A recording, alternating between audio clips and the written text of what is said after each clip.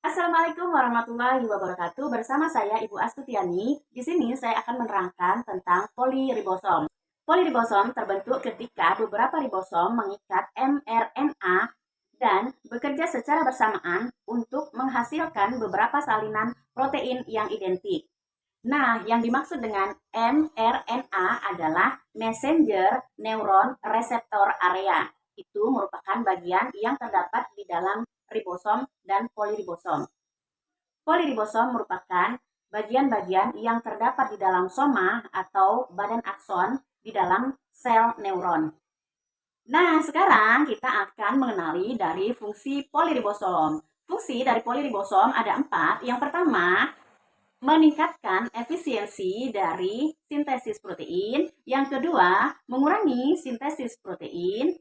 Yang ketiga, meningkatkan jumlah sintesis protein. Dan yang keempat, membantu meregulasi ekspresi dari gen. Selanjutnya, kita akan mengenali karakteristik dari poliribosom.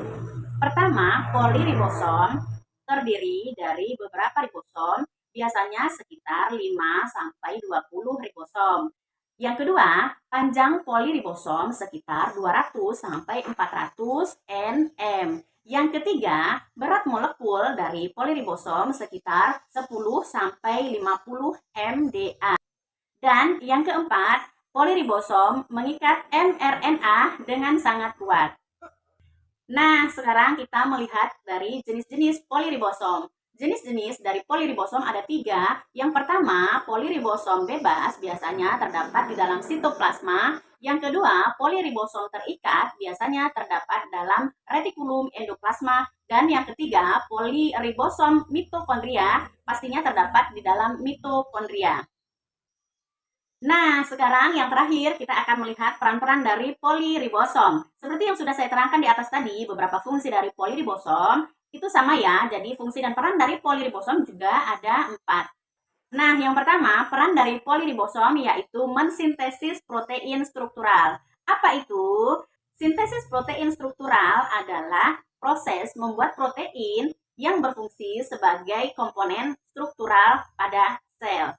Nah, bagaimana perannya di dalam mensintesis protein struktural? Pertama adalah membentuk kerangka sel atau sering disebut dengan sitoplasma membran. Yang kedua, mengatur bentuk sel. Yang ketiga, mengatur pergerakan dari sel.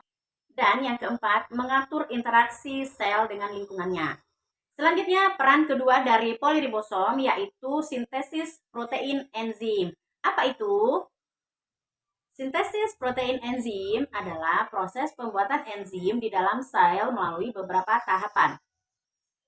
Nah, apa saja tahapan dari sintesis? Yang pertama adalah mentranskripsi, yaitu gen yang mengkode enzim dan mentranskripsinya menjadi mRNA. Tahapan kedua adalah memproses mRNA dan mengeditnya. Nah, yang ketiga adalah mentranslasi, yaitu mengubah mRNA menjadi asam amino. Nah, tahapan keempat adalah memproses protein, di mana asam amino diproses dan dimodifikasi. Nah, tahapan yang kelima adalah pengangkutan, di mana enzim yang sudah matang akan diangkut ke lokasi yang tepat.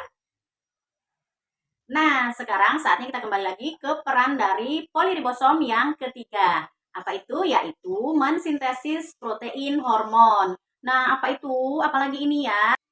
Nah, hampir sama ya prosesnya seperti yang kedua tadi, yaitu memproses protein enzim. Jadi, memproses protein hormon, cara kerjanya hampir sama. Yang pertama adalah mentranskripsi, yang kedua memproses mRNA, yang ketiga mentranslasinya, kemudian yang keempat adalah memproses proteinnya, dan yang kelima adalah mengangkutnya. Oke, yang pertama adalah proses mentranskripsi. Di sini, gen akan mengkode hormon tersebut dan mentranskripsinya menjadi mRNA. Yang kedua adalah memproses mRNA-nya, di mana mRNA akan diproses dan diedit. Yang ketiga adalah mentranslasi dari mRNA, di mana mRNA akan diubah menjadi asam amino. Dan selanjutnya adalah memproses protein, di mana rantai asam amino akan diproses dan dimodifikasi. Dan yang kelima adalah pengangkutan, di mana hormon yang sudah matang akan diangkut kepada tempat yang tepat. Baik, sekarang kita akan kembali lagi ke proses atau peran dari poliribosom yang keempat, yaitu adalah meregulasi ekspresi gen. Apa itu? Proses mengatur aktivitas gen untuk mengontrol jumlah dan waktu produksi dari protein. Mekanisme regulasi ini sangat penting, yaitu untuk pertama, mengatur pertumbuhan dan perkembangan dari sel.